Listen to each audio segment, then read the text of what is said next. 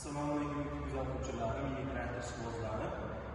Do'konimizda 120lik 11.05 mini traktorlarimizga shartkalarimiz keldi akalar. 11.05 traktorlarimizda ham ikkita variant bor. Hozir uni aytib, tushuntirib bularni hammasini narxiga aytib o'taman. Xo'p, shartkamiz ikki parrangli 120lik, orada pichog'i bor, original shartka bo'ladi. Yana buni yaxshi tarafi tepa sep qo'ysalaring bo'laveradi. Yonida nimalari bor, chiqqan reduktorlar qo'yilgan, tayyor. Buni periodga qilish shart emas. Qo'yib, bemalol ishlatib o'rsalaring bo'laveradi, qo'yilgan. Xo'p, bunimizda remen orqali harakatga keltiriladi. Ikki parrangli 120lik pastdagi pichog'i almashli pichoq bo'ladi. Bu pichog'i ham pechatli bo'ladi. Bularimiz Xitoydan keltiriladi. Ikkita sepli, o'rishiga 6 oy garantiya beraveramiz. Narxi 7.300.000 so'm, kamini beramiz.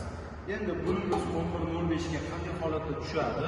Oldiga qo'yiladigan postavkalari, remenlari, hamma nimalari bor, zapchasilari beriladi. Qo'shib yotgan ichida va mana bu bo'sh joy shkifti o'rnida, motorda shkifta bo'sh joy bor. Ana shu o'rniga remen ikkovi birga harakatga keltiriladi. Ya'ni mana bu motor bilan korobkani harakatga keltirgandek, ulardan remen orqali harakatga keltiriladi. 11.05 traktorimiz 18 kuchli bo'ladi, dizel bo'ladi akalar, radiatorli. Biz suv quyib qo'yganmiz, bemalol to'kib tashlab, antifriz quysalarning yaxshi bo'ladi, ya'ni ichida zanglamaydi, boshqa bo'lmaydi. Biz suv quyib ishlatib beramiz, qimmatga tushib qolmasligi uchun. Endi bunimizda narx akalar 27.300.000 so'm kamini beramiz. Kami bor. Oddiy kichkina korobkali varianti 11.05 atang motori bir xil bo'ladi. Ikkiniki balonlari holati bir xil, faqat korobkasi va o'zi ozgina katta bo'ladi, korobkasi kichkina bo'ladi. Bunimizda katta korobkali 5 oylargacha bo'ladi. 11.05 18 joyi. Bularimizni komplektida 3 nabori bo'ladi, pritsepnoyi va 120lik frezasi bo'ladi. Bularnikini qo'ymaganmiz mana. Qo'yib tayyor qilib qo'yilgan, xuddi mana shu bularda beriladi. Shu komplektida bo'ladi. Hech pul olsalaringa bu komplekt Allohga beriladi. Va komplekt holatida alohida sotuvda bor, 2 korpusli puligimiz bor. 2 korpusli puligimiz $100 beryapmiz akalar. Uni ortaladi. Agar u qism bo'ladigan bo'lsa, uni ham qo'shib berishingiz mumkin.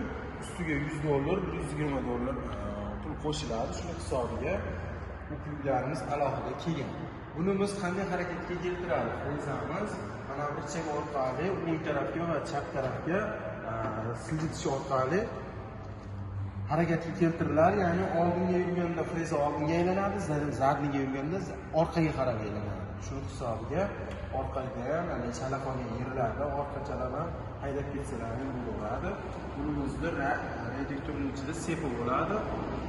2 litr katonetni qo'yiq yog'idan quyib qo'yasizlar. Mana bu 4 ta boltni yechib, bemalol ag'ga ishlataverasizlar. Quruq ishlab qo'ysalaring, ichidagi sep uzilib ketadi, ya'ni yangi reduktor olish kerak. Shuning uchun.